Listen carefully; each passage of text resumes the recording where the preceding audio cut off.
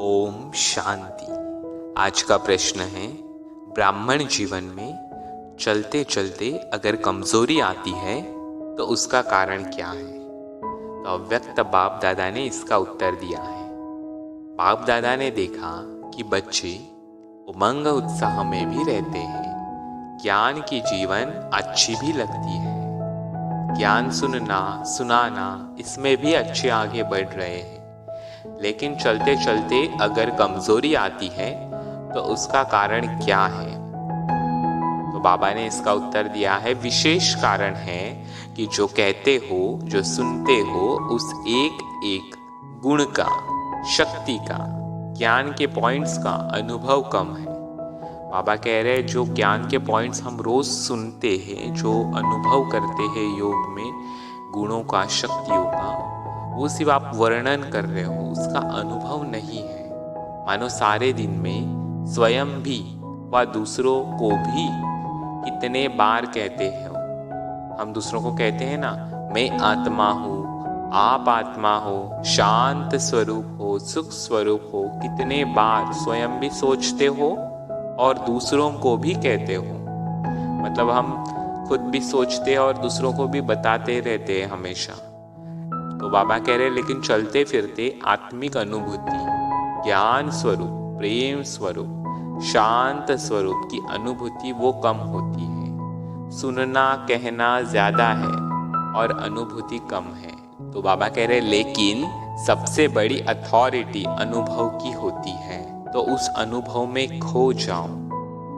तो बाबा ने कमजोरी का कारण क्या बताया कि हमारे पास अनुभव की कमी है। जितना भी ज्ञान हम ले रहे हैं, रोज मुरली सुन रहे हैं, क्लासेस सुन रहे हैं, तो बाबा जो पॉइंट बोल रहे हैं उसका हमारे पास अनुभव नहीं है। जैसे बाबा ने पॉइंट बोला कि बच्चों बाबा शब्द बोला और मैं हाजिर हो जाता हूँ, तो इस बात का हमारे जीवन में कितना अनुभव है, हम बाबा से कितना मदद लेते हैं। बाबा 1000 भुजाओं के साथ हमारी मदद करने के लिए रेडी होता है। तो ये ज्ञान के पॉइंट का हमारे जीवन में कितना अनुभव है। बाबा कहते हैं कि आप परम धाम में जाके मुझे याद करो तो विकर्म विनाश होंगे।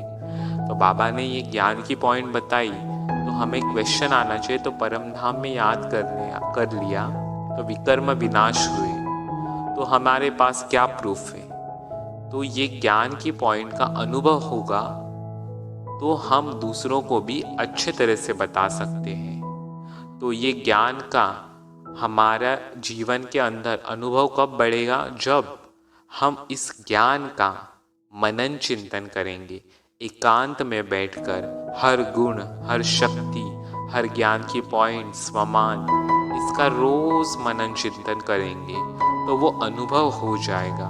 और जैसे जैसे हमारे जीवन में बाबा के ज्ञान का अनुभव बढ़ेगा, उतना ही हमारी सेवा फास्ट हो जाएगी। हमारे आँखों से पता चलेगा, चेहरे से पता चलेगा, व्यवहार से पता चलेगा कि इनको कोई एक जो शक्ति है उनको मदद कर रही है, इनको भगवान मिला है, सच्ची खुशी इन्हीं के पास है। तो ये हमारे व्यवहार में झलकेगा, दुनिया वाले भी देखेंगे।